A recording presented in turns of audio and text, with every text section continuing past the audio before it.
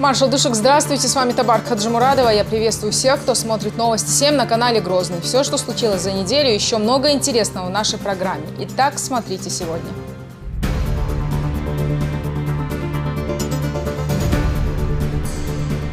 Чечня отметила День согласия и единения.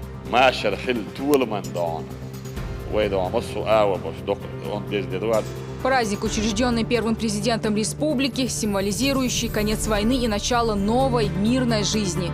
Как прошла очередная годовщина? Все меньше времени остается до выборов. Как подготовилась Чечня к единому дню голосования, что происходит на территориальных участках, каково настроение избирателей и знают ли они все правила. Бюллетеней много, так же, как и кандидатов.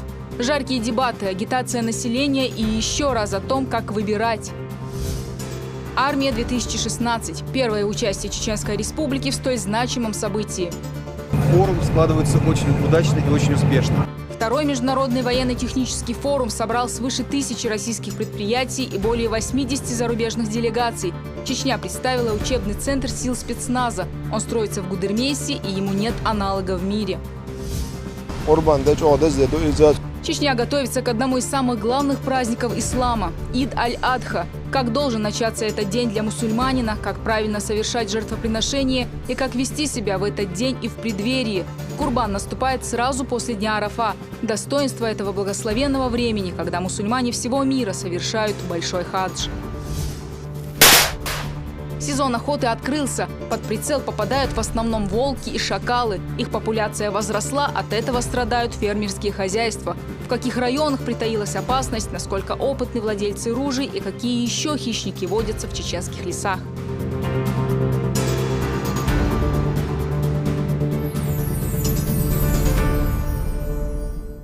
На неделе Чечня отметила одну из самых важных для региона дат – День согласия и единения. Этот праздник был учрежден первым президентом республики и символизирует конец войны и начало новой, мирной, дружной жизни со всеми народами, которые населяют Чеченскую республику. Торжественная встреча с участием Рамзана Кадырова прошла в концертном зале. Отметили День республики и во всех районах. Подробнее Хадижа Гугуева. Открытие мероприятия, посвященного Дню единства и согласия, началось с просмотра видеоролика, повествующего об истории учреждения праздника и его значении в жизни каждого жителя региона. Выступил здесь и глава республики Рамзан Кадыров. Он отметил, что каждый уважающий себя гражданин должен узнать цену этой торжественной даты и то, с каким трудом чеченский народ к ней пришел.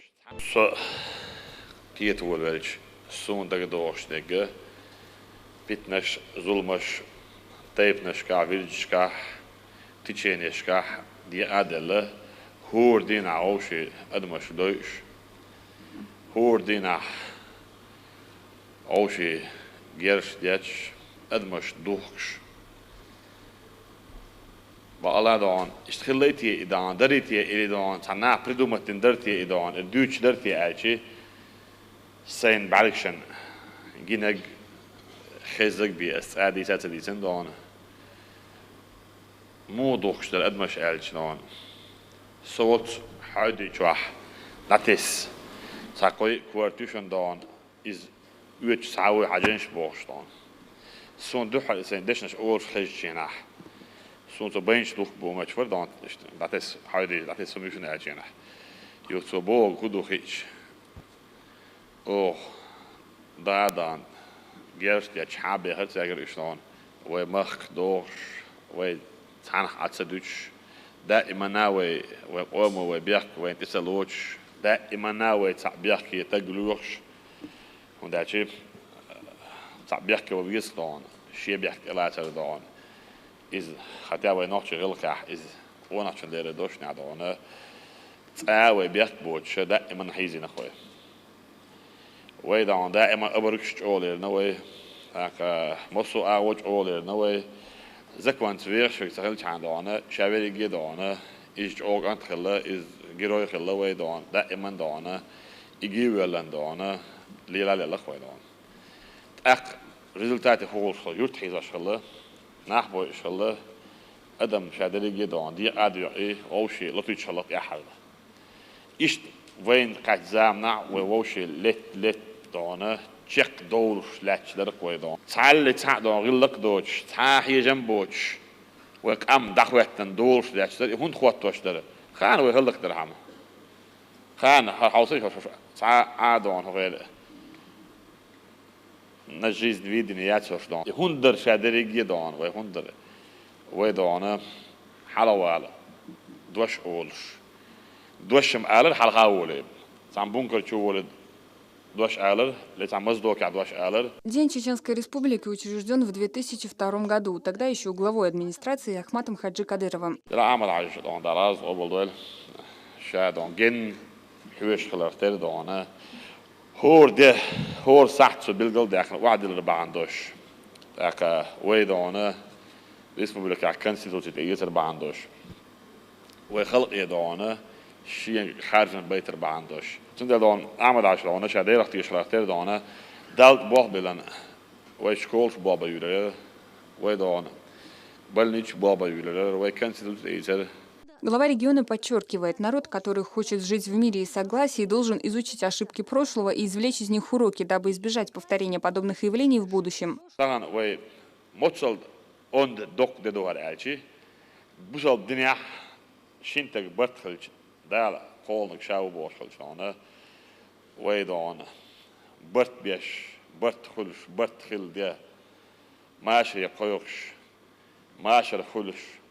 ماشر خل طول من دان ويدان مصو آور باش دق اون دز ددوار دان وي هنتي دان داجوينا دان سونا عيد لعبولشانا هودين مخصح وين دان.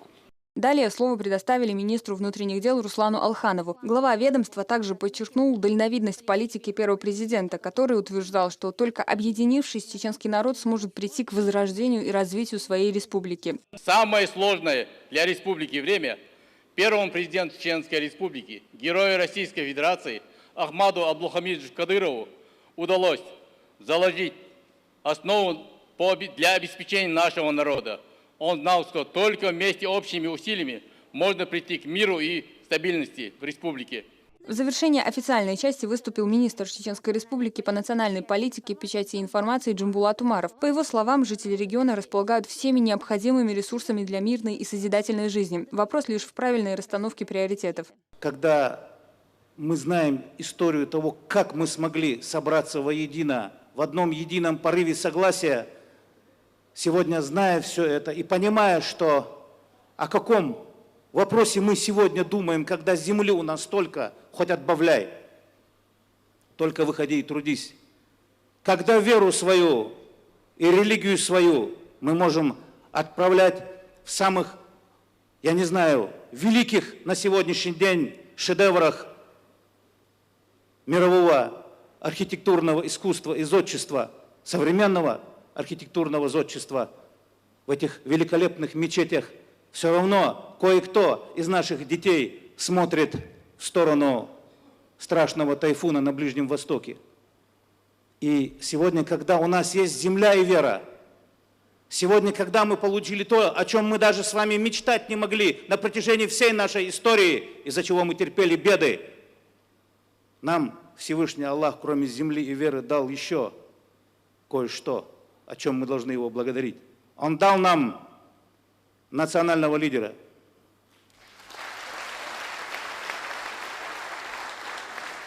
Он дал нам человека, который взял на себя всю ответственность за наши беды, за наши радости, за наше горе, за наше будущее и за наше прошлое. Завершилось торжественное мероприятие праздничным концертом. Звезды чеченской эстрады исполнили песни о родине и патриотизме, а танцевальные коллективы показали свои лучшие постановки. Торжества в честь Дня единения и согласия прошли в Ачхой-Мартановском, Грозненском и Урус-Мартановском районах республики. Жители этих муниципалитетов вышли на улицы с флагами и транспарантами, участвуя в шествии, посвященному торжественной дате. В мероприятии приняли участие местные власти, студенты и общественники. Завершились народные гуляния зажигательным лозером. Хадижат Гугуева, Алаш Аздамиров, Новости 7.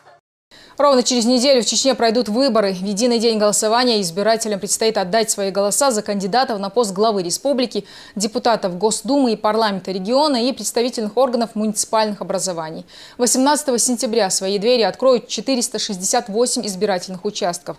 Они все уже готовы, ну а пока кандидаты продолжают свои дебаты, а власти призывают население проявить активную гражданскую позицию, рассказывает Ислам Магомадов. До единого дня голосования еще целая неделя, а работа в участковых избирательных комиссиях кипит. Установлены урны, кабинки для голосования, а также завезены переносные ящики. В данный момент комиссия занимается заполнением индивидуальных пригласительных. На этом участке под номером 265 в Урус-Мартане должны проголосовать более 2400 человек.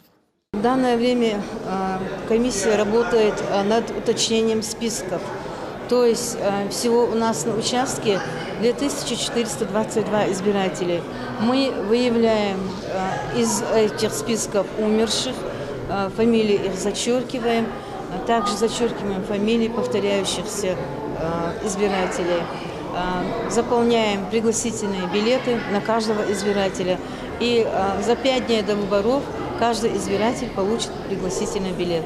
Всего в Урус-Мартановском районе 36 избирательных участков, 2 из которых временные, 373 члена комиссии и 66 261 избиратель, каждому из которых будет предъявлено по 6 бюллетеней. 2 из них – выборы в Государственную Думу России, выборы главы Чечни, парламент Чечни и 2 бюллетеня по баллотирующимся на муниципальном уровне. Все избирательные участки открыты с 2 числа сентября. Все участковые комиссии работают. Списки избирателей переданы участковой комиссии. Сейчас в данный момент идет работа по спискам избирателей. Бюллетени, строго отчетности, документы, они предоставляются в территориальную комиссию за 5 дней до дня голосования. В участковую комиссию мы их будем передавать, естественно, после того, как они возьмутся под охрану, то есть за 3 дня. О предстоящих выборах говорил и глава Чечни на встрече с представителями силовых структур. Открывая встречу, Рамзан Кадыров отметил, что предстоящее голосование имеет важное общественно-политическое значение. На избирательные участки придут тысячи людей. Помимо выборов федеральные, региональные и муниципальные органы власти будет праздноваться и День чеченской женщины. Глава Чечни напомнил о персональной ответственности сотрудников силовых структур за обеспечение безопасности на своем участке. Ответственность юхайта хамдона, военцахуш, самадона, хилищац. На самом деле, я был бы чувствовать, мы мероприятие провести его. Район Барлош, хилищан бягана, район Дарья, район Чуов, Дарья Лукашка, чувствовать, добро. Смело, военносу район, помимо дома. Проводы, разные подразделения, дополнительные, ротные, батальон, полки, дополнительные, права, шайги почти сил средств, каждый подъезд, каждый уровень переводов, еще На данный момент в Чеченской Республике зарегистрировано 678 тысяч избирателей. Работает 468 участков, 19 из которых временные. Более 4 тысяч работников избиркома будет задействовано в единый день голосования. Специально для них был организован семинар, который прошел в индустриальном техникуме. Участников проверяли на знание законодательства. Разбирались все ситуации, которые могут возникнуть в процессе голосования. Все участковые комиссии работают в усиленном режиме. С сегодняшнего дня участковые комиссии начали раздавать пригласительные каждому избирателю, чтобы он в день голосования пришел на участок для голосования. Мы ожидаем высокую явку избирателей.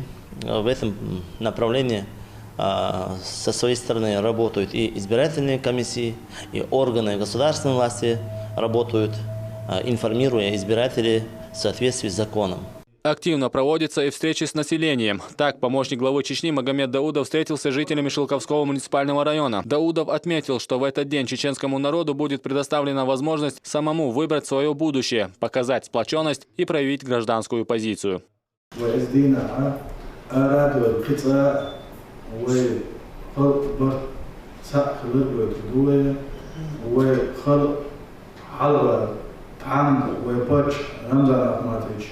ويبتش وقال كذا اتشادي دول أعمل حاجية دوق والهيوش ويبتش راسي يبتش ودرم بوتين ودرم سؤال شذب شيء دكتش قمنا لجنس شيخ ولي يشين ولي قمنا سبوت وسندقي قمنا سفل سريسكو بكا ولي خلر ولي إدوك ولا سنقوش ولا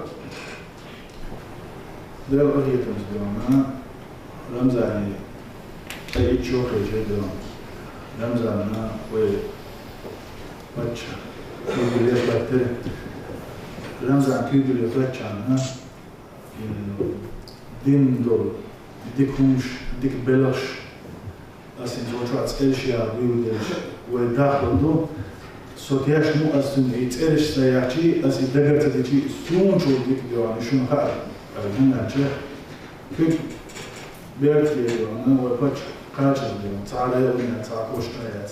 Оповещение населения идет во всех районах. С местными жителями встречаются представители как региональной, так и муниципальной власти. В стороне не остаются и социальные работники. Призывая каждого прийти на выборы, сотрудники Министерства труда проводят массовую акцию по извещению населения о предстоящем едином дне голосования. На улицах, скверах и дворах раздаются информационные буклеты.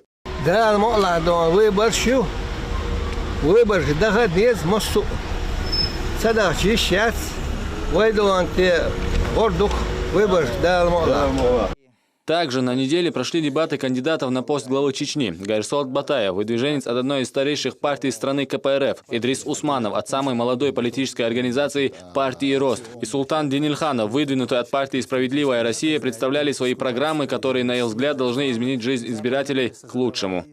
Предстоящие выборы обсуждались и на встрече Мурата Тагиева с активистами молодежных объединений. Министр по делам молодежи напомнил о необходимости довести до каждого значимость его голоса в определении будущего республики и страны. Более 200 человек обсудили предстоящий день выборов в Доме профсоюзов. Активно принять участие в голосовании призывают и самих членов организации. В заседании принимают участие помощники главы Чечни и представители партии «Единая Россия». Профсоюзы всегда заинтересованы были и будут заинтересованы, чтобы была эффективная власть, которая работает в интересах человека труда. И в то же время мы понимаем, что для того, чтобы власть была эффективной и работала в интересах народа, избиратели должны принимать самое активное участие в выборах. Наличие всех необходимых материалов и условий в избирательном участке в селении Сарысу проверили ответственные от правительства по организации и проведению выборов в Шелковском районе. Здесь же они пообщались с местным населением и призвали принять участие в голосовании. Рамзан Черхигов призвал имамов и глав администрации сел донести до народа значимость их голоса в предстоящих выборах. В истории Чеченской Республики еще не было выборов такого масштаба. Они пройдут сразу по 3 уровням. Это федеральный, региональный и муниципальный. Но, пожалуй, больше всего к себе внимание привлекают выборы главы Чечни. За этот пост будут бороться сразу 4 кандидата. В последний раз прямые выборы руководителя региона проводились более 10 лет назад. Ислам Магомадов, Руслан Яхяев, Магомед Сулейманов и Дауд Куруев. Новости 7. Глава республики высоко оценил деятельность правительства, направленную на улучшение качества жизни населения. Рамзан Кадыров отметил, что несмотря на финансовый кризис и бюджетный дефицит, регион реализовывает масштабные задачи и находится в 5 лидеров по исполнению майских указов президента.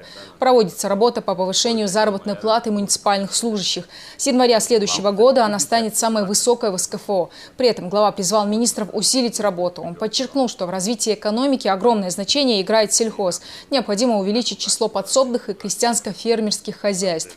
У республики богатый природный потенциал, и его нужно использовать в полной мере. Нужно заинтересовать людей, отметил Рамзан Кадыров.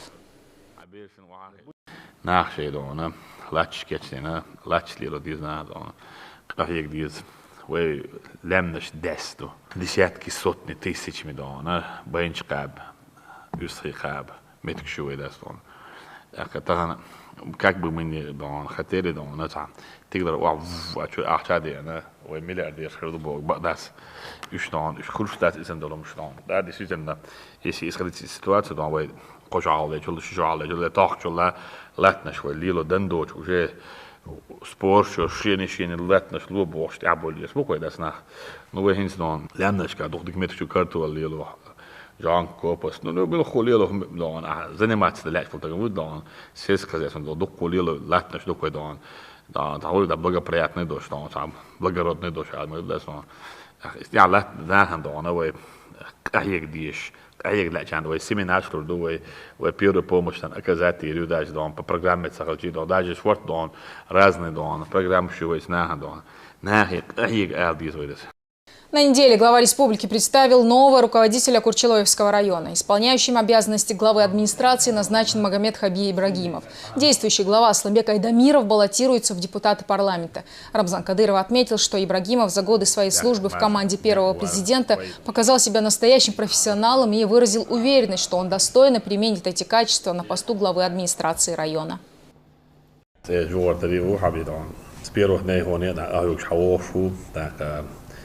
لو حابين نصل بزباس عشان دون دادونا يو باتلور كل سياح يو أدمنستراسيا موسو دون برلمان فوج متا موسو متا دون دياسيا أو الأشياء ده سووا شدونا موسو رأيونش كوريدور تيش ده رأيونش كتول حال موخل دي زاخ شلون يحيوش دون الدش وج دوز الحوال دونا يحيوش دونا تكون ووزع وانا خوشنا هو حبيتون دل دونا och dana har hawaii na bolla berkti bol تكون اصلا بيكنا بركل دير اسرائيل دون مينستير لوجس عدايت من لواري ونحاوي انا وقع حسيت بقى دون رايونا اهرجه ورايونا قدي بلاش بنا وببيش بيش صوبو رايونا كده عودش دون قالوا كده دكتور что دون.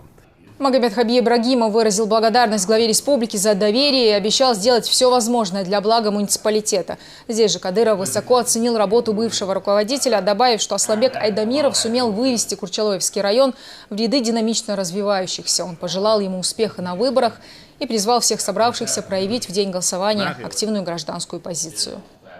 На неделе глава республики проинспектировал перинатальный центр, который строится в микрорайоне, и выразил недовольство по некоторым моментам. Кадыров потребовал устранить недочеты в ближайшее время, к чему уже на следующий день и приступили рабочие. Открытие родильного дома ожидается в следующем месяце, и Минздрав возлагает на него большие надежды, рассказывает наш корреспондент. В ходе своего визита на место строительства нового здания родильного дома глава республики осмотрел внутренние помещения и прилегающую территорию здания. Также Кадыров указал на имеющиеся недочеты и потребовал их скорейшего устранения.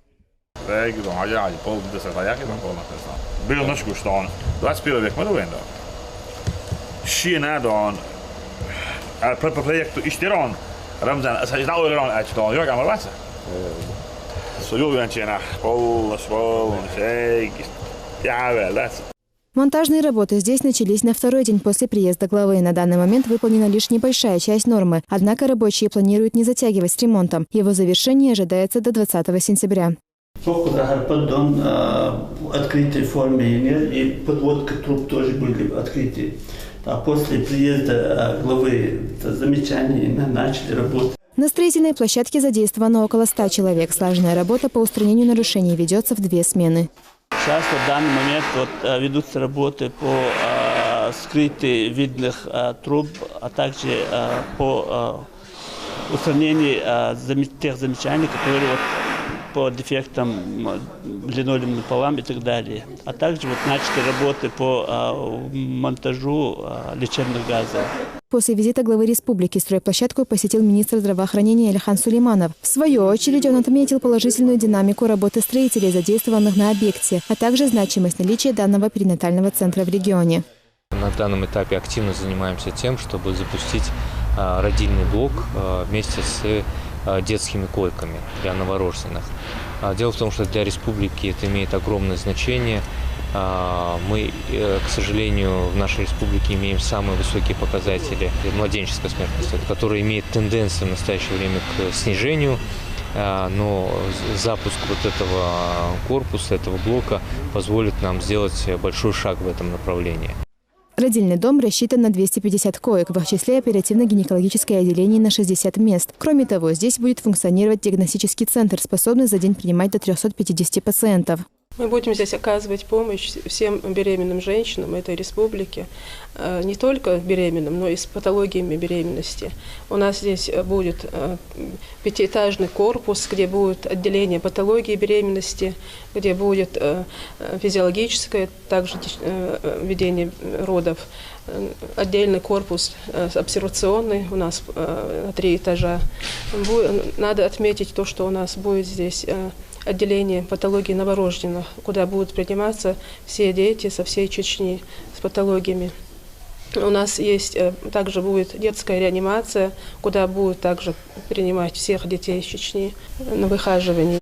Открытие Открытие перинатального центра состоится 5 октября этого года. Помимо того, что он обеспечит всевозможной медицинской помощью своих пациентов, центр даст свыше 700 рабочих мест в сфере здравоохранения. Зара Хасанова, Хадижа Гугуева, Руслан Яхяев. Новости 7. Очередная благотворительность фонда имени Кадырова. На этот раз помощь получили дети с редкой наследственной болезнью – буллезный эпидермолиз. У них кожа очень тонкая, чувствительная, поэтому их называют дети-бабочки. Это не лечится, нужен постоянный уход и медикаменты, в том числе специальные бинты. Любое внешнее повреждение для них чревато серьезными последствиями, рассказывает Хамзат Аюбов. Семилетнего Джабраила Магомедова бабушка старается никогда не упускать из виду, иногда даже сама его носит. Даже легкая царапина может обернуться образованием пузырей и эрозией на коже, но чаще они появляются сами по себе, поэтому врач нередкий гость в их доме. И даже к боли маленький пациент уже привык. Тебе больно, когда перевязывают? Нет? Больные буллезным эпидермолизом, или как их называют дети-бабочки, нуждаются в постоянном уходе. Перевязки делаются каждые 2 дня. Однако обычные бинты и мази помогают слабо, но благодаря фонду имени Ахмата Хаджи Кадырова семья Джабраила может не думать о дорогостоящих медикаментах. Они более удобные для данного случая, для данного заболевания. А также они эффективные, более удобно пользоваться, а также фиксирующие бинты для фиксации. Чем этот бинт отличается от обычного? Тем, что он самоклеивается в данном участке. Все это выделяется фондом Аймани Исаевой. Фондом огромное спасибо, что выделяются такие средства, необходимые медикаменты, а также необходимые для лечения данного заболевания.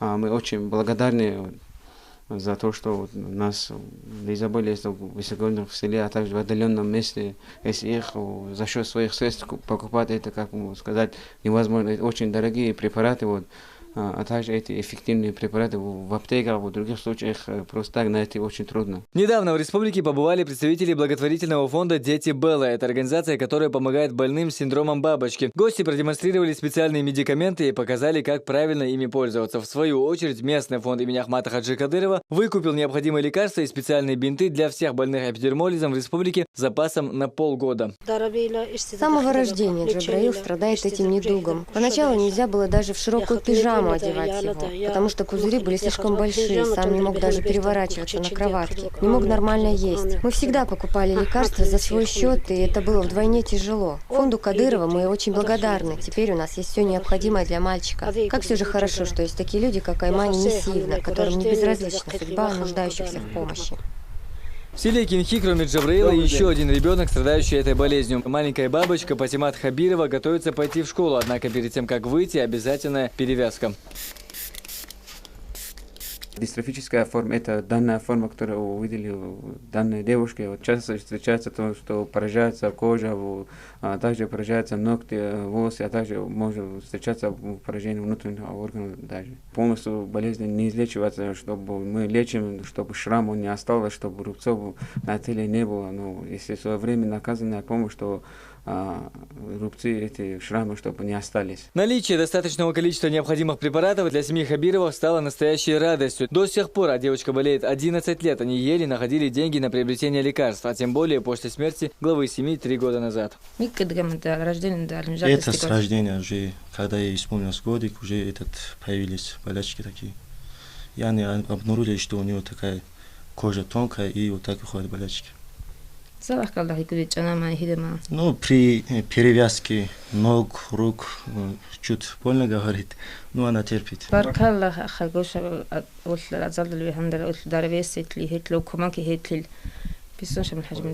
Мы от лица мамы девочки, от лица девочки хотим поблагодарить героя России Ахмат Хаджи Кадырова и Аймани Кадырова за оказанную нам помощь из фонда Аймани Кадырова. Благодарим за то, что они обратили внимание на наши хлопоты в такое время. Буллезный эпидермолиз, к сожалению, неизлечим. Однако заботливые руки неравнодушных людей могут хоть немного облегчить страдания маленьких, хрупких пациентов. Хамзат Аюбов, Тинатин Музашвили, Шамиль Апиев, Луиза Юнусова. Новости 7. Мусульмане отметили один из самых священных дней в году – День Арафа. Он приходится на 9 число месяца Зуль-Хиджа, время, когда паломники совершают хадж в Мекке. Они идут к горе Арафа и там до заката солнца молятся Всевышнему, прося милости для себя и родных. После этого благословенного дня наступает один из главных праздников мусульман – жертвоприношение. Как нужно отмечать курбаны и как к нему готовиться в республике, узнаем у Магомеда Салтымурадова.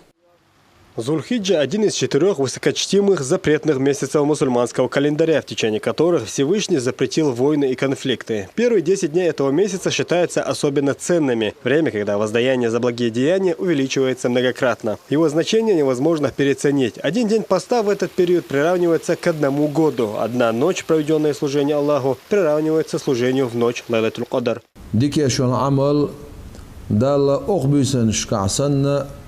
قيش بيسن شكا دو قيش ميات أتصل جو أودين وشكا أو بيسن شكا يشول شول ديك عمل الله هندوق ميز الله Пайгамбар алейхиссалату вассалам билгал динайз.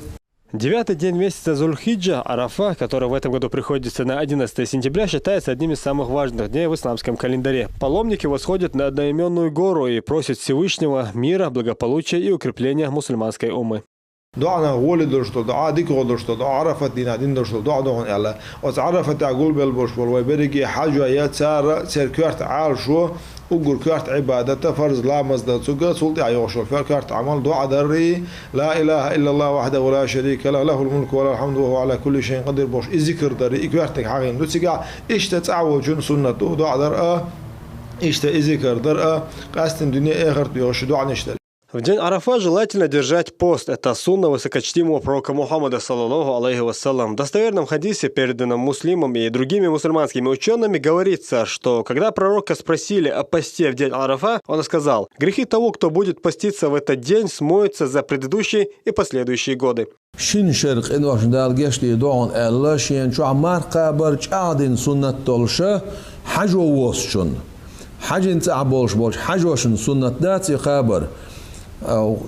حجل ديخكين وشول شنة خدع بولشان مسرنا أجعدين سنة دو عرفت دينها مار خابر. На 10-й день начинается празднование Ид-аль-Адха. Это кульминация хаджа в Мекку. Паломники совершают символическое кидание камнями, семикратный обход вокруг Каабы и совершают обряд жертвоприношения.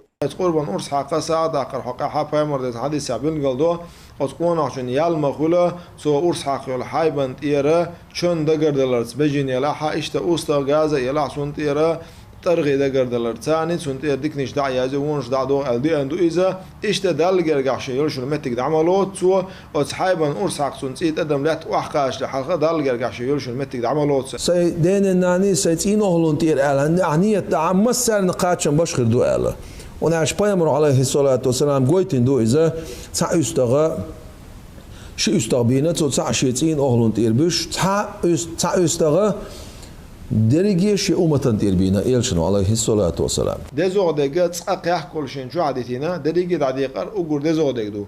أخ مجش دقة قدا قدن صدق شو عادته إيشو شدة دعدل. دعدل شو عادته إيشو شدة شو عادته دعدل إيشو سنخا ملخ أو أستحاشي لا معوز. كارت دقة وما على سوى حي بدير صدق ساغن دلر ملخ دلك أزل لا دكتور لا إدو. ألسم دعدل اختر يال ألسم خلصو. Мусульмане, что встречают этот день дома, а не в долине горы Арафат, совершают омовение, надев чистую одежду и умастившись благовониями, с утра идут в мечети на праздничный намаз Ида. Перед молитвой не рекомендуется есть, необходимо подождать. После можно приступить к самому обряду жертвоприношения. نجاسن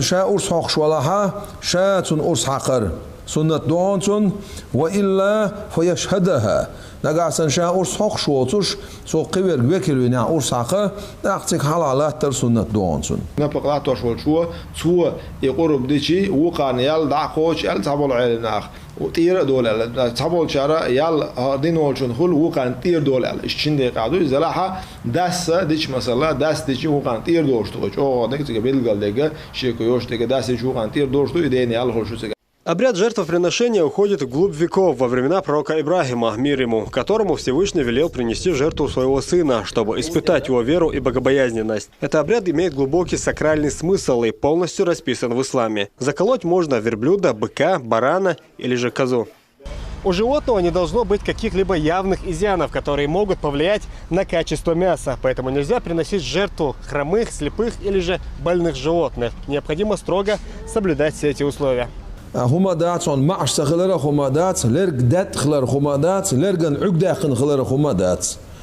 بعضو لرجع دقيق خلره إذا ما قردات. بيجينا إيش شو قاتشخليه شو جاز إيش شو قاتشخليه إذا أمكل بخش شو قاتشخليه إذا أوسط شو قاتشخل بيزا هي جزعت أولتنا حلقة ترجش خيتنا بيلقى شيء حلقة ترجش خيتنا غير شو. В канун священного праздника на улицах республики традиционно устраиваются ярмарки по продаже жертвенных животных. Крупный и мелкорогатый скот на любой вкус и кошелек. В среднем стартовая цена на барана от 6 тысяч рублей. Конечно, можно найти и подешевле.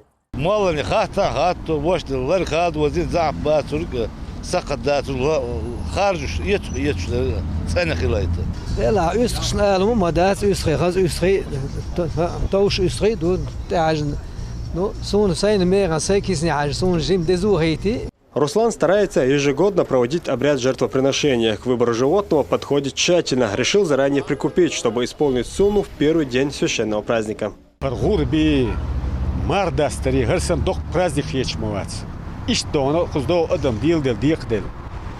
Сачо самуни сады вега хаздинош мадуйсер. Вазандел окаде массу бусоптега аргуб дал обалдойл. Дал ти аберт киёйл. Жертвоприношение является обязательным для всех мусульман, которые имеют постоянное место жительства, достигших совершеннолетия и имеющих деньги для покупки животного. Естественно, имеются и исключения.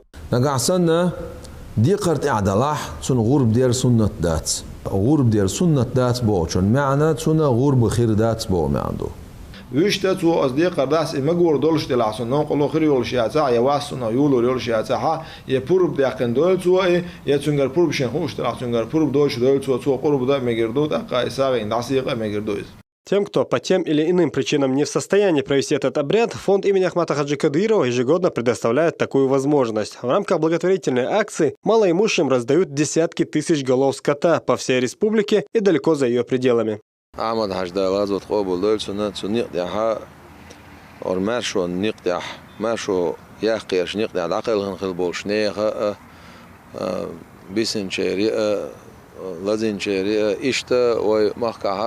قريشيت إينا بولشيري أولاد يعينا بولشيري قايش سيدوش بولشيري تعت أيلم نيخي تساعد مثلا يستغي أم كلاشي وستيبنا داقن ساعدوير ويسخلوش دالا أيماني حاجي رمضان حاجي إزقابل ساعدويل تبوش بالمسو بالا بوختوش تبينك دعايبش ويسخلوش دالا إيش وي قام عالش دشا يا بيرتي يولش غربانش دال قبول دل دال ساب ولش دق ملاتش دي وباتشي ميل دل دول استا دال سابول دال ازربالي حلا وقش مصو نين كنت عالش ويلق وزنديل بلچان دال геч дөл визендел Рамзан дел рейс хол визендел. В рамках акции малоимущим раздали 60 тысяч овец, 100 верблюдов, большое количество крупнорогатого скота. В Дагестан, Ингушетию, Северную Осетию, Кабардино-Балкарию, Ставропольский край, Карачаево-Черкесию, Адыгею, Ростовскую область, Калмыкию, Астраханскую область также доставлены 30 тысяч овец. Братская Чечня всегда радует мусульман не только Ставропольского края, но всего Северного Кавказа. И мы выражаем глубокую благодарность главе Чеченской Республики Рамзану Хаджи. Пусть баракат, которым остался от его отца, будет всегда с ним. Рамзан Ахматович Кадыров, он это делает каждый год. Вот в этом году это он заранее уже прислал, чтобы каждый человек именно в день Гайда, чтобы он мог зарезать эту барашку. Я посмотрел, барашки все хорошие, все как будто на подбор. И рогатые, и бараны, и с хвостами, и уши, все целое. Дай Аллаху Та'ала, чтобы Аллах принял этот курбан, как он принял курбан Ибрахим, алейхиссалату вассалам. Первый день жертвоприношения выпадает на этот понедельник. Обряд можно проводить последующие 3 дня, вплоть до среды, которые в республике традиционно объявляются выходными для удобства верующих. Магомед Салтумрадов, Исаат Далаев, Дауд Куруев, Новости 7. Еще одно доброе дело, с которым связаны имя главы республики и имя его матери, президента фонда имени Ахмата Хаджи Кадырова. На неделе они приняли в свой дом и вселили надежду в сердце обычного мальчика с необычной судьбой. Билал Саид Селимов потерял зрение в 7 лет. Несмотря на тяжелую болезнь, мальчик выбрал самую верную и чистую дорогу – учить священный Коран. Слово Ларисе Джабраиловой. Зрение Билал Саид Селимов начал терять в 7 лет. Мальчик смог проучиться в школе только первое полугодие, а после его ожидали многочисленные обследования в клиниках страны. Причину слепоты и точный диагноз врачи так и не смогли установить. Несмотря на свой недуг, Билал закончил интернат для слепых и слабослышащих с отличием. Сейчас мальчик учится в школе хафизов в Центарое. Заветная мечта Билала – выучить священный Коран наизусть.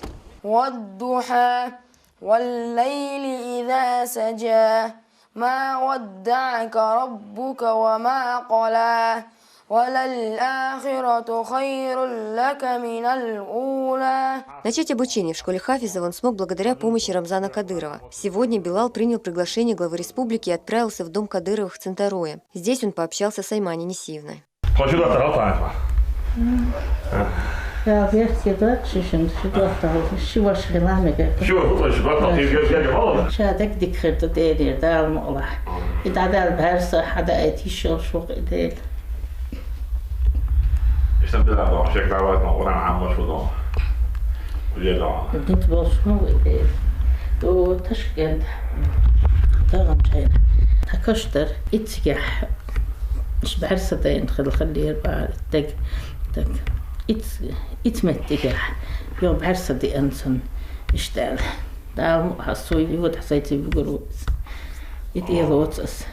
Несмотря на отсутствие зрения, Билал занимается спортом и делает успехи. Дисциплинированность и спортивную подготовку мальчика тренера заметили сразу. Занятия дзюдо проходят при школе хафизов.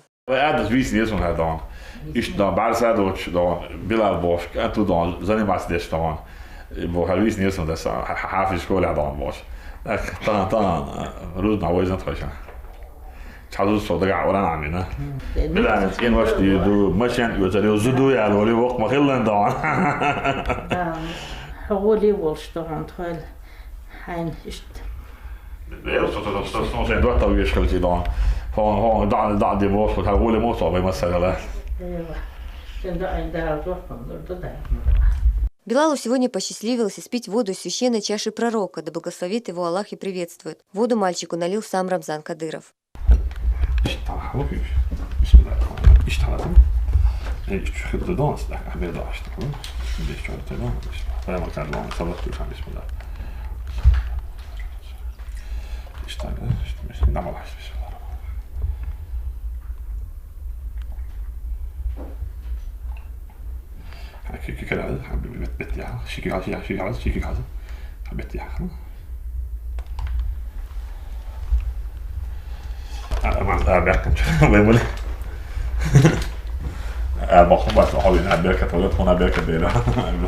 В свободное время Билал катается на велосипеде и встречается с друзьями, а в будущем мальчик твердо намерен стать знатоком священного писания. Лариса Джабраилова, Хаважа Мунаев и Джамалел Хаджалиев. Новости 7. А теперь коротко о других заметных событиях недели.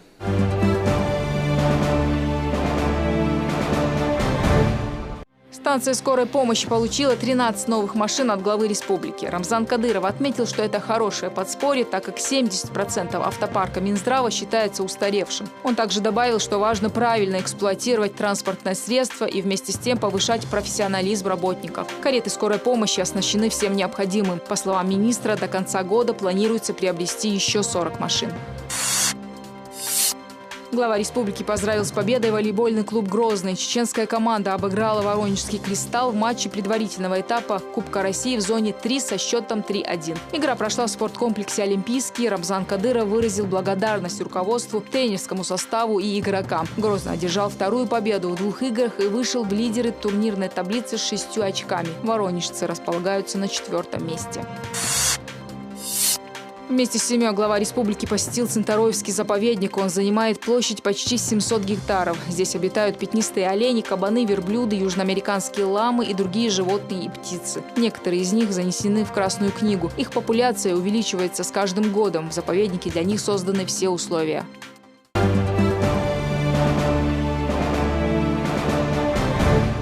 И смотрите далее в нашей программе.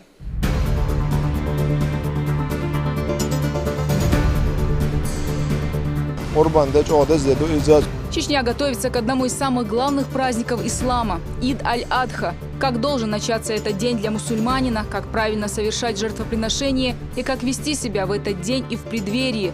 Курбан наступает сразу после дня Арафа. Достоинство этого благословенного времени, когда мусульмане всего мира совершают большой хадж.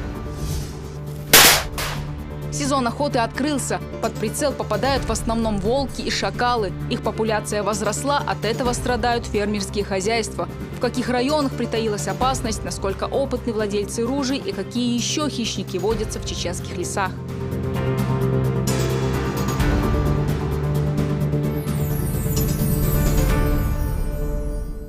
Проект учебного центра сил спецназа, который представила Чечня на Международном военно-техническом форуме в Москве, произвел впечатление. Министр обороны Сергей Шойгу высоко оценил его, подчеркнув его значение в борьбе с терроризмом. Напомню, это многофункциональный комплекс, который занимает 400 гектаров. В нем смогут одновременно обучаться свыше 1000 человек, и ему нет аналога в мире. Центр строится в Гудермесе, открытие запланировано на 2018 год. Подробнее о работе форума «Армия-2016». Магомед Салтамурадов. Международный военно-технический форум «Армия-2016» по традиции проводится в Московской области, в военно-патриотическом парке культуры и отдыха вооруженных сил страны «Патриот». Он преследует далеко идущие цели и прежде всего направлен на стимулирование оборонно-промышленного комплекса страны, развитие военно-технического потенциала и содействие техническому переоснащению и повышению эффективности деятельности Минобороны страны. Рад приветствовать вас в парке «Патриот» на открытии Международного военно-технического форума «Армия-2016». За прошедший год экспозиционный и культурный центр преобразился, обрел новую инфраструктуру. А сам форум превратился в событие мирового масштаба, стал в один ряд с ведущими зарубежными выставками вооружения и военной техники. Продукцию на форуме традиционно представили крупнейшие концерны и конструкторские бюро. Это огромное количество самых современных образцов военной и специальной техники. Выставочные павильоны и открытые экспозиции раскинулись почти на 140 тысячах квадратных метрах. Созданы условия для демонстрации ходовых, летных и огневых возможностей вооружения и военной техники. Среди огромного количества продукции внимание приковала к себе экспозиция проекта Международного учебного центра подготовки сил специального назначения, что строится в Гудермесе.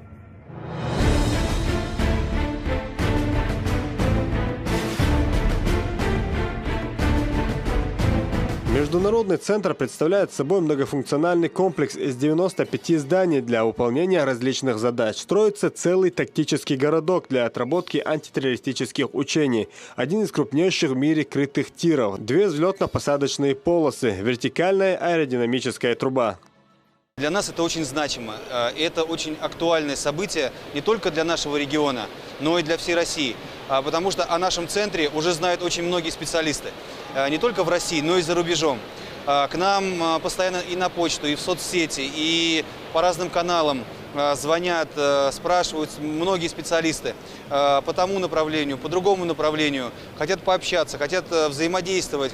Первый день выставку посетили свыше 200 тысяч человек. Огромный интерес у посетителей вызвал чеченский стенд. Одним из первых с экспозицией ознакомился постоянный представитель главы Чеченской Республики в Москве Бекхан Таймасханов. Такого в мире нет. Есть хорошие центры, которые развиваются в каком-то одному направлению или в более узкой специальности. У нас в самом широком спектре это предоставлено. Плюс ко всему, уникальность заключается еще в том, что он у нас сделан для широкого спектра граждан. То есть здесь у нас будет находиться 12 спортивных федераций, в которых мы будем обучать спортсменов, проводить соревнования самого высшего разряда, вплоть до чемпионатов мира. Выставочный центр посетил и министр обороны страны, генерал армии Сергей Шойгу. В этом центре будет интегрирована и авиационная составляющая. Будет свой аэродром, свои самолеты, вертолеты, 2 взлетно-посадочные полосы. Аэродинамический комплекс будет. Стрелковые галереи, открытые, закрытые. Мне об этом рассказывал наш президент, я знаю это очень хорошо. Тем более мы все буклеты, да, молодцы. Спасибо большое. Стенд очень понравился, прекрасные специалисты, рассказали очень подробно, доступно, гостеприимство свое проявили. Пригласили, значит, на объект. Объект действительно впечатляет своим масштабом.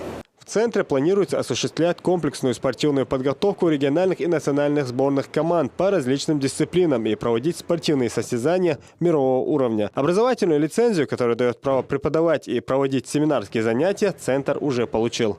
Тот уровень подготовки, который мы будем предлагать в нашем центре, за этим будущее. То есть это завтрашний день, который мы показываем уже сегодня. Данная площадка уникальна тем, что она объединяет в себе, и мы создаем единую платформу подготовки по всем боевым направлениям. Кроме этого, данная платформа позволяет заниматься не только военным специалистом, но также и гражданским. То есть здесь будет очень серьезно развит спорт высших достижений. Множество соревнований, форумов будет проводиться на нашем стенде. Поэтому мы подошли очень активно. Международный центр планируется открыть в 2018 году. Он станет идеальной площадкой для разноплановой подготовки сил спецназа и гражданского населения. В первую очередь мы подготовили специалистов для того, чтобы они могли давать ту профессионализм, который необходимо для обеспечения безопасности государства, народа, региона. И для того, чтобы любые специалисты любого профиля могли приехать и получить те навыки, которые необходимы. Военные разработки нашей страны считаются одним из самых передовых в мире. На форуме представлены лучшие из лучших. Эти новинки отечественного вооружения, возможно, появятся и на базе учебного центра в Гудермесе. Здесь очень много выставлено современного оружия и технологий, которые, я уверен, в будущем будут использоваться в нашем центре. Но, конечно же, в первую очередь мы представляем нашу гордость – Международный учебный центр сил специального назначения, который строится у нас в Чеченской Республике благодаря Рамзану Ахматовичу Кадырову. О данном центре в основном слышал только из новостей, из социальных средств медийных. Очень меня заинтересовал. Ребята работают на стенде, молодцы, все рассказали, пояснили, что к чему. Проект очень амбициозный, интересный и значимый, считаю, для нашей страны. Выставочный стенд Чеченской Республики по достоинству оценил советник главы региона, депутат Госдумы страны Адам Делимханов. Очень важная выставка. Один из регионов России, Чеченской Республики, выставочный стенд из-за Мосо Пачалшка, министр обороны Хавиан Шойгу Кожугетович, из-за этого одобряет, что вокуешь, да, Мосо Авара, Бог когда продолжит бибо, что так, والمخار إشادريجي حال ديل يتم إذا عمد عاش أربعة نيرت دارن ويقام قيمة شوبيرش بو تاخ военном плане هون دأشي военный بو كده إذا شادريجي تان военный составляющий إذا شايك МВД يوشايك تاخ وي безопасность юг это безопасность сагальче тани регионе тани почалка ха та قيمة شغل экономическом плане тах инвестиционном привлекательности и так далее. Тон дело тон Рамзан Ахматович بدقر بركة على مصر депутаты зараха وي Заинтересовались проектом Международного центра и представители ряда зарубежных стран. На базе учебного центра по предварительной договоренности будут готовить спецназ Китая, Казахстана, Беларуси и Объединенных Арабских Эмиратов. В рамках форума прошли переговоры с делегациями из стран Западной Европы, Африки, Латинской Америки, Персидского залива и Ближнего Востока. Уже сейчас мы насчитываем более 3 десятков официальных делегаций и иностранных государств, которые изъявили свое желание в той или иной сфере взаимодействовать с нами, сотрудничать, перенимать опыт, приезжать на соревнования, организовывать какие-то совместные семинары. Итоги форума для Чеченской Республики обнадеживают. Это говорит о высоком уровне проекта и его актуальности в нынешних реалиях в мире. Уже сейчас говорят организаторы всего форума, наш стенд является самым посещаемым стендом на всей выставке. Конечно, это огромный успех. Как неоднократно говорил Рамзан Ахматович, только вместе, соединяя все наши усилия, мы можем победить, не просто победить международный терроризм, а искоренить, так это сделано в Чеченской Республике.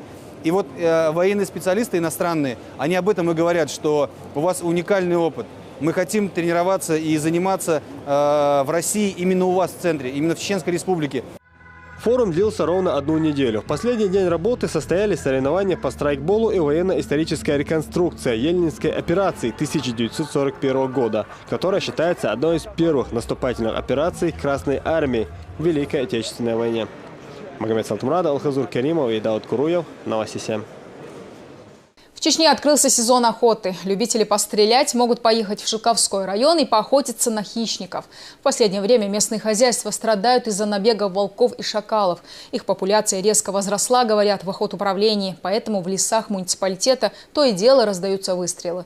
Однако разрешено это не каждому. Для этого нужно мастерски владеть оружием и иметь при себе охотничий билет.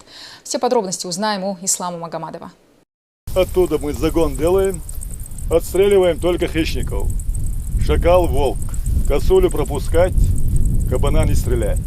Краткий инструктаж перед выходом на охоту. Прежде всего, нужно убедиться в исправности ружья. Проверив оружие, группа охотников вместе с егерями уходит в лесополосу. Спустя несколько минут натыкаются на шакала. Несколько выстрелов, и хищник убит.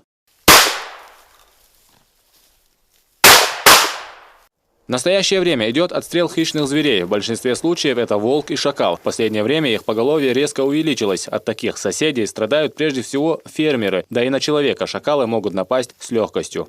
У меня дядя был охотником. И когда они выходили в гаевые охоты, мы присоединялись к ним, пацанами, как было интересно, и мы за ними, как говорится, ходили. Где дичь нести помогали, где это. И вот это меня заразило, как говорится, и пошло хобби, можно сказать. И вот без этого, как говорится, я уже не могу.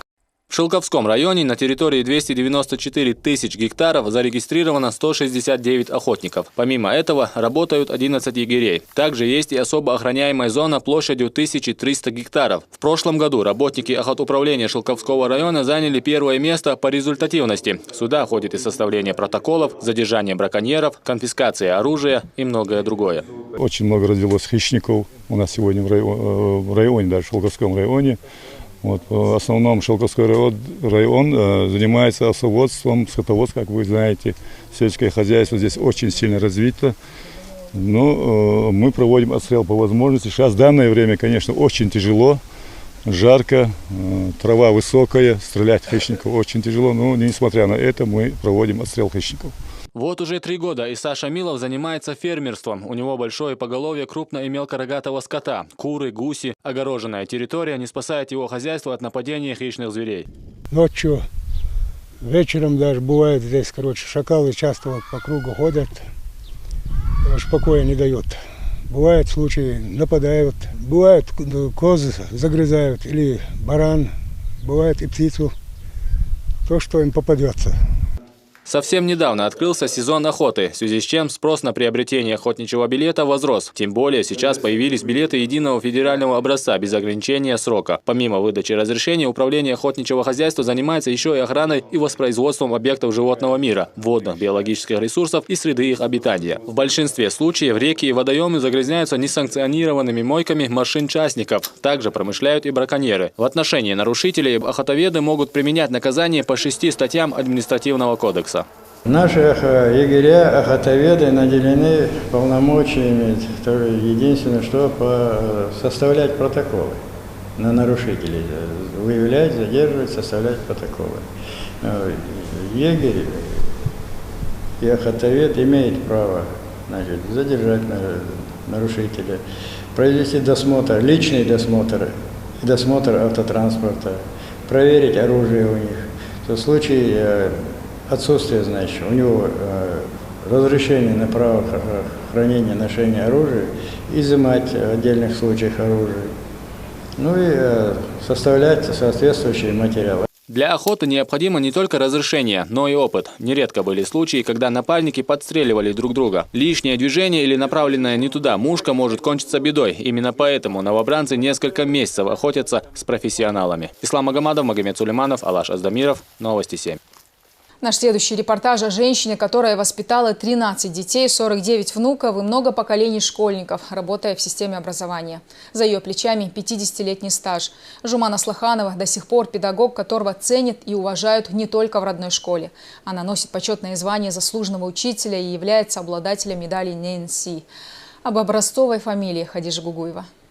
50 лет стажа и опыт работы от пионер-вожатой до педагога-организатора. Такой прослеживается жизнь Жуманы Слахановой в амплуа преподавателя. А все началось с того, что ее, выпускницу Урус-Мартановской школы номер 4, сразу после учебы директор пригласил на работу. Сперва ее определили пионер-вожатой, после чего она начала преподавать математику. А спустя 27 лет Жуман стала педагогом-организатором в своей родной школе. Выпускников у меня целый Урус-Мартан. Узнают? Да, узнают. Приходят, мы встречаемся. Даже их дети у меня сейчас учатся. Самое главное в работе с детьми, считает Жуман, это взаимоуважение преподавателя и учеников, терпение и индивидуальный подход к каждому ребенку вне зависимости от его возраста. Самое тяжелое в работе учителя – это когда ты не умеешь владеть детьми. К детям нужен подход. Надо каждому знать, каждого ребенка, что с ним можно, о чем говорить, а что нельзя. Характер разный у всех детей, и вот подход нужен. Поэтому у меня, например, мне на уроке никогда, чтобы не срывали урок, слушаются. Впрочем, наладить контакт с ребенком для опытного педагога представляется далеко не самой сложной задачей. Ведь сама она является матерью 13 детей. Жуман воспитала 11 сыновей и 2 дочерей. Сегодня каждая из них имеет собственную семью, растит детей. Однако визит в дом родителей – настоящий праздник для всех. Несмотря даже на то, что собраться всем вместе удается крайне редко. Семья Аслахановых состоит из 59 человек. Это 13 детей и многочисленные внуки. Говоря о последних, стоит отметить, что ребята, несмотря на свой юный возраст, достигли больших успехов. Например, Амирхан. В свои 12 лет мальчик уже является хафизом. الذين يؤمنون بالغيب ويقيمون الصلاة ومما رزقناهم ينفقون. А это Муслим. В его коллекции награды не сосчитаешь. С 6 лет юноша занимается единоборствами. За 13 лет спортивной карьеры он успел стать чемпионом России и мира по кикбоксингу, а также победителем многочисленных региональных и всероссийских соревнований.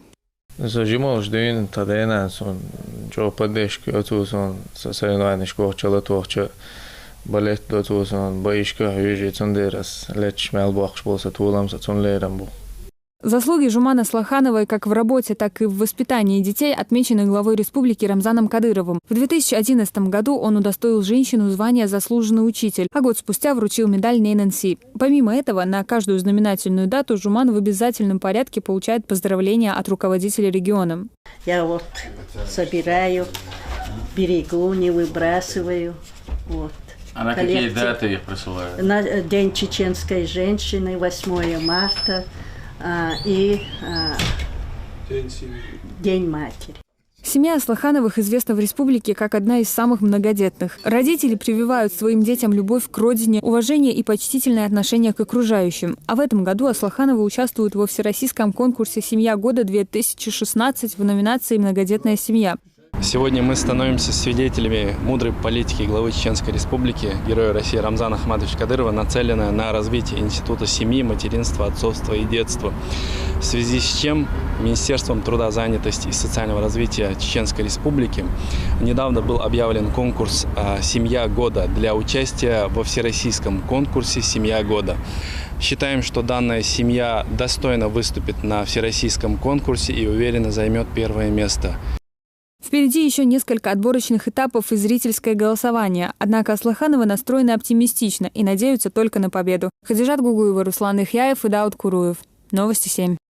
В Горном Биное на неделе прошло событие, призванное возродить обычаи и традиции вайнахов. Торжественный выход невесты за водой к роднику.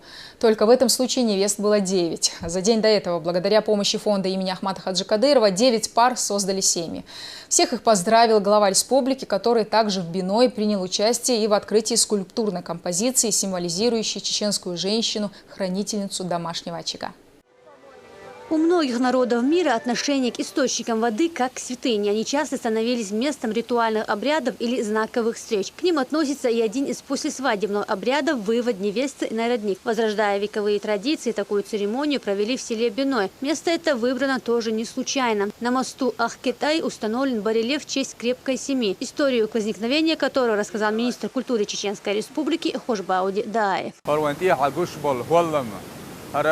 آن والله مسجد بعشر شکدار مولا حرخیر بو حق واق شوگ برک تیخر بو حق بولن دوزل لقى نسخت يا قرتن برك تيخر دو الودوق تيشدو هند الشيء إذا وي قوم إستوريا قرجر شير دي تردو صنخينا إشجع بيرتا ديوزل خلير كان توقع بيرت عند برت بوش ديوزل خلير سير بيرت حدولهم دائما إبليس شيء يقل داقيرش يدوه هو غير خلدو سوغينا سيرشن برت بوق سبلا بقلا عند ديوزل خلديل دلاح اتخينا ازنا إشبوي الشارع يشير ديزر دوي الشارع اتبالخن ات ديوزن ليرن هولا مخوات وربوع الخلير دلاح سلخينا بعشر شكاح هولا مخواتين بات سنباع الموخل بقلا هولا مخوات وشويق لقى بقلا بولش بركتي إرسية ديوزل داخل ويشخلر لقى قيشار مسل حيز ديشتلهما إذا بقلا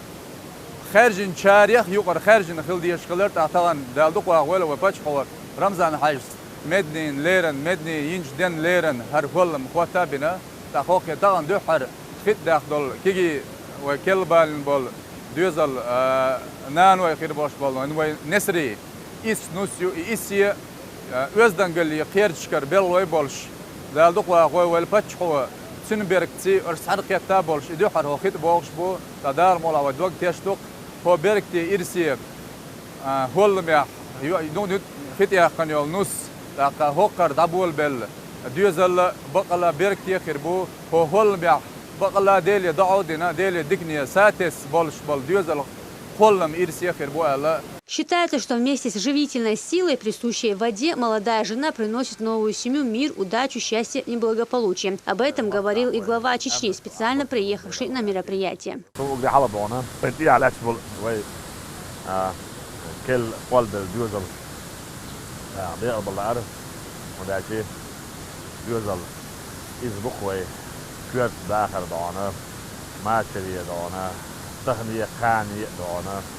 أخي هندا كده أنا تانا وين مسال دق شلخنا وين عيان شلخنا أحد وين خلك ده أنا هو درون أشي نقطي كوا وبهون بيلر نقطي كوا وين مخكع وين أمن شو أعبس جبهون بيلر أنا أشي ويقوم نقر غلق أكا ويقوم نقر ده أنا عادة قلبي بالشي وين أكا جوزل ده أنا رجلي عوشي غلق هو بالبيت دينا أنا بيت ده أنا جعل بالبيت دينا أنا جعل بالبيت ومقطع دعنا قام بيلا دحلين بيلا شغل قام بيلا بالخو بعن كل شيء دعنا دحر قلب بقصي دعنا بيوز عباس لو داخل سيف نشكعبيل شكاح يوسع مقطع عباس قلب ولي أدب دعنا داخل قلب وقصنا صغنا وي قطع غوش كتر دعنا إزلار مزاس دعنا وي دعنا يستري سبوي تشيع دعنا تقول من دعنا عميه داخل يا حسار دعنا غوشي لربن تيشمي بيزم تاعها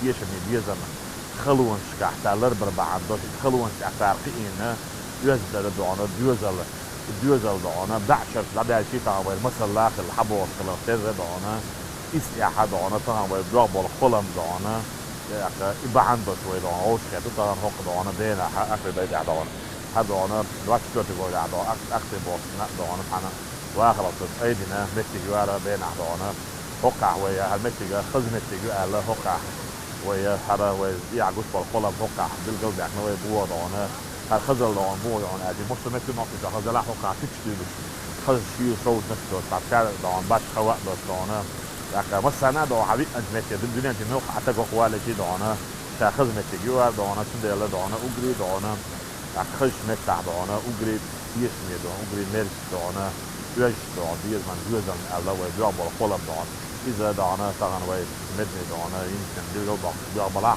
إذا مطلوب دعنا ومقع شيء وصل شيء دعنا تاع كيرتي عن دعنا جوزي دعنا تاع دعنا شيء مال كويس شيء لذيذ شيء دعنا جوزل دعنا شاحين يوخوش شاحين كيرتع يوخوش جوزل في وصل مطلوب دعنا وصل منين أرق بيعبوه دعنا ده مولع دعنا وين لا شتيك دعنا وين دعنا يخلص مرة دعنا كيف ورع مسترع ستوش دعنا دعنا إيش ميز كمية أخر ستوش دعنا ديلا تطوي كابل جيران طبعا وين قصة إيها دعنا إس دعنا كل بالين دعنا وين دعنا نسكال دو دعنا وين نقطة دعنا إس تقم دعوق دعنا ده دعنا فخذ دعنا إسأل نسكال لا إجدال مولع دعنا وإس يتقم دعنا جندل أعدل وين دعنا مشتو تيفا تقم دعنا وين دعنا هيرج دعنا وين دعنا جارش شادري دعونا في ناخولي وأوفا شادري روشي وبس خلي كدو وبس قلبك كذا روشي ناق وصل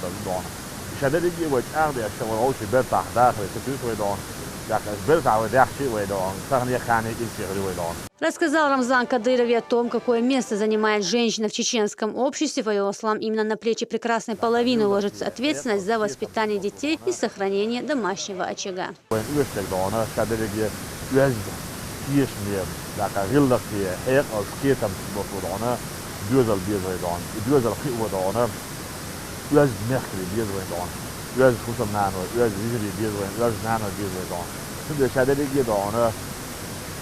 وين خلاص طلع أحسن خنا سيكتم إيش لك إذا دون دخ كادك دخل داخل دونه فرق داخل أدمي داخل كادك يزدر كبرزن دونه سار دونه سير كرع خل إز دونه جوز الخير وكيت دونه سار دخل داخل دونه كي وتجرس دونه راح يكش دونه دعطم داخل بلاه ميع داخل كي دخل خان سير كرع خل دونه أتهنا ويكش كدونه صدون بيرد رم صدحلة رم صوت رم القضاء سلوك دعونا كانت عمال بك دعونا دويت حاجة لك فنان لك فايجة لك خصم نعنى كده مسارة دعونا دخل دعونا رشي بيتلو لك يشي بيتلو بير تلو كادش خيخي انك اشبو دعونا أكثر دعونا اشتغل أخيسا بتني عارة سي دول تدني عارة اشتغل دعونا قلبه النبوغ يقبل الخربر دعونا الحمد لله ده الخاص نبو دعونا دعونا اشتغل نيسني أخلر دعونا شو دعونا دخل دعونا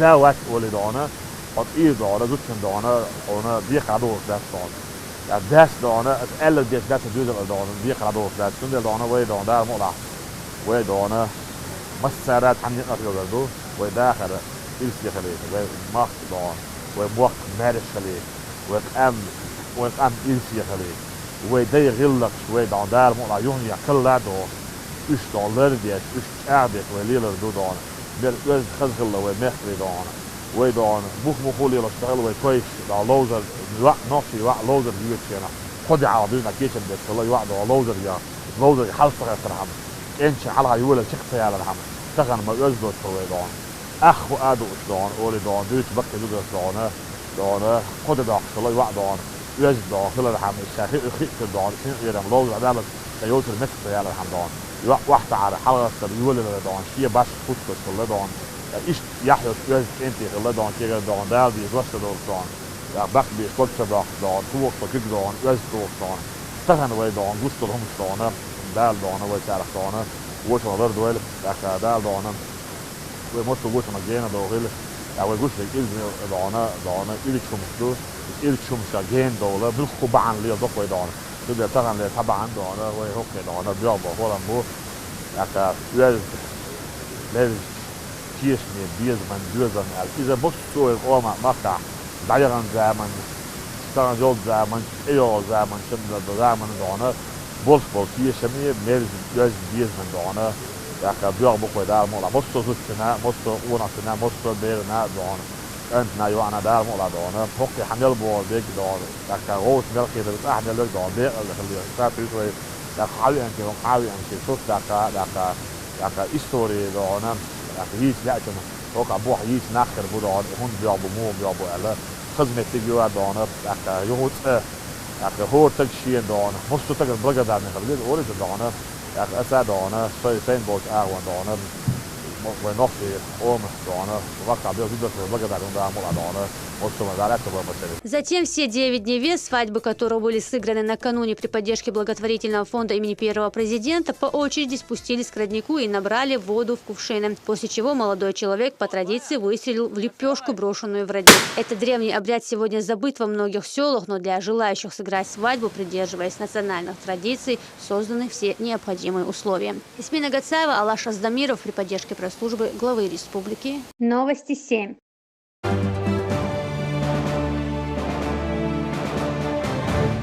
С 21 по 22 сентября в Грозном пройдет 6-й международный турнир по дзюдо, посвященный памяти Турпалали Кадырова. Это одно из самых престижных состязаний в спортивной жизни региона. География турнира ежегодно расширяется, как и количество его участников. Организаторами мероприятия выступают Министерство физической культуры и спорта Чеченской Республики, Федерация дзюдо и спортивный клуб «Эдельвейс» при поддержке регионального общественного фонда имени Ахмата Хаджи Кадырова. Внимание многих мировых экспертов смешанных единоборств приковано к предстоящему в Грозном финалу международного турнира Гран-при Ахмат-2016. Он состоится 4 октября, и в нем впервые будут разыграны чемпионские пояса WFCA. Участники активно готовятся, а тем временем организаторы решили показать пояс Гран-при Ахмат во всех филиалах клуба. Начали с родового села первого президента, имя которого носит сам клуб, пояс и Всемирная лига. Слово Рамзану Керимову. Эту акцию бойцовского клуба «Ахмат» жители Чечни запомнят надолго. Колонна из мотоциклов и автомашин стройным ходом едет по улицам Грозного, Аргуна и других городов республики. Толпы людей с интересом наблюдают за заездом. Всеобщее внимание привлекает главный трофей одного из самых престижных бойцовских турниров в стране – чемпионский пояс Гран-при Ахмат-2016. Сразись, боец! Чечня с тобой, нас ждет победа, чемпион! Неудач, но трудностей не избегал ты никогда. Вперед, вперед к своей мечте, наш чемпион, наш славный брат. Ты представляешь легендарный клуб «Ахмат».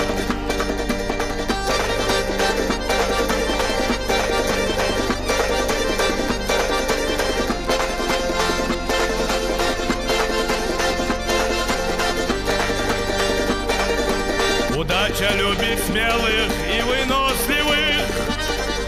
Ты принимаешь вызов жизнью брошенный.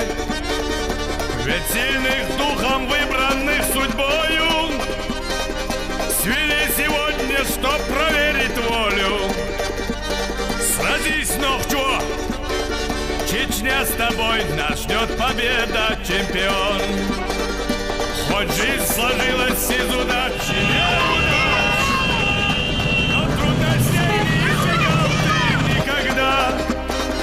вперед, вперед к своей мечте, наш чемпион, наш славный брат.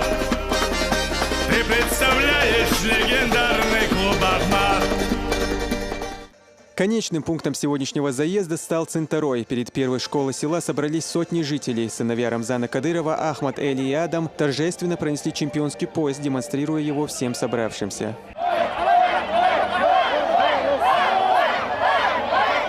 После исполнения гимнов России и Чечни участники акции возложили цветы к мемориалу первого президента республики, героя России Ахмата Хаджи Кадырова.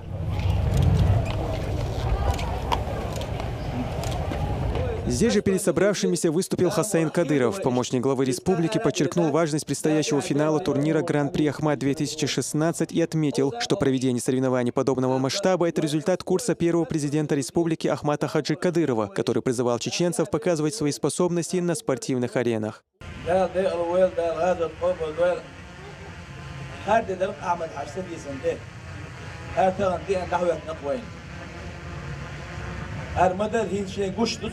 وين وقع يتغلر بيه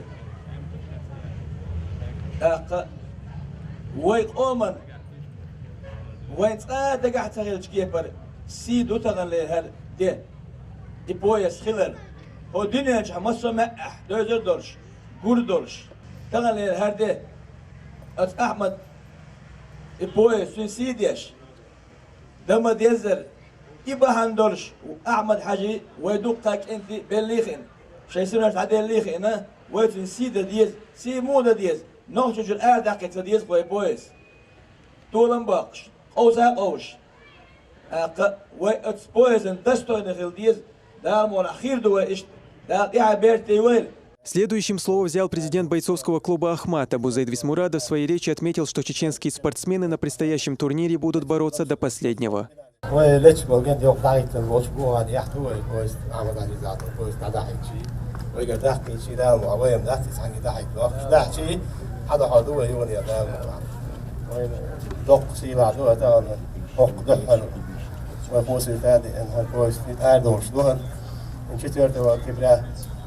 Мой первый президент Ахмад Хаджитар.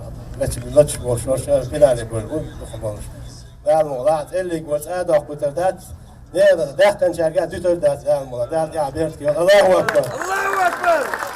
Также здесь выступил глава Курчалоевского района Магомед Хаби Ибрагимов. В своей речи руководитель муниципалитета отметил, что за бойцовский клуб «Ахмат» выступают лучшие бойцы в мире и выразил уверенность в триумфе наших спортсменов.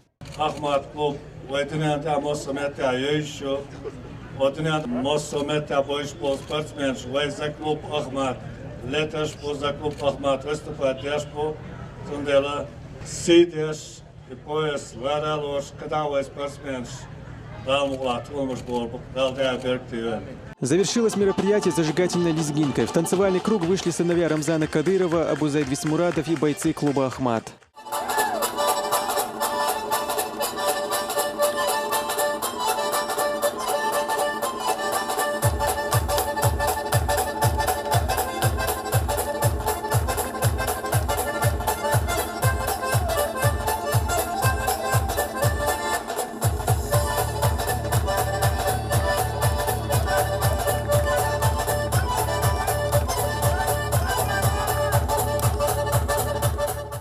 Акция клуба «Ахмат» продлится до 4 октября. В этот день состоится грандиозный спортивный праздник – финал Гран-при «Ахмат-2016». Ну а пока наши бойцы провезут чемпионский пояс одного из главных бойцовских турниров страны по всем районам республики. Каждый житель получит возможность увидеть трофей. Рамзан Керимов, Джамалаев Хаджалиев.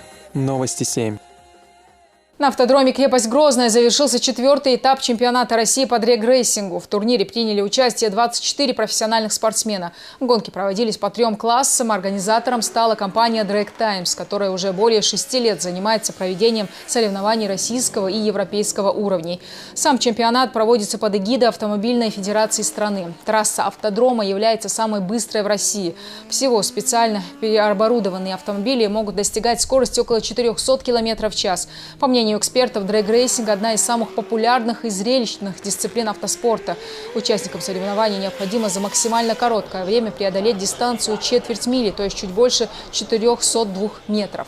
После первого дня квалификации здесь состоялись финальные заезды. Победителей по 3 номинациям наградили кубками, медалями и ценными призами.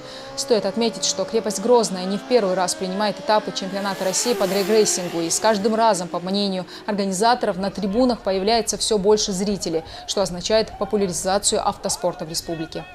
Ну и в конце вновь вернемся к главному религиозному празднику. В доме главы республики прошел религиозный обряд Зикр. Здесь собрались известные в республике богословы во главе с муфтием и потомки курайшитов. В обряде принял участие и Рамзан Кадыров, после чего все вместе совершили коллективный намаз и ифтар. Напомню, первый день жертвоприношения наступит завтра. Утром во всех мечетях республики пройдет праздничная молитва ид-намаз, после чего мусульмане совершат религиозные обряды и будут поздравлять друг друга. Поздравляет всех мусульман и наша телекомпания «Дал обал дойл шоурбнаш». На этом все. Смотрите нас в следующее воскресенье. Мы расскажем вам о самых важных и интересных событиях. Спасибо, что были с нами. Адик Велши.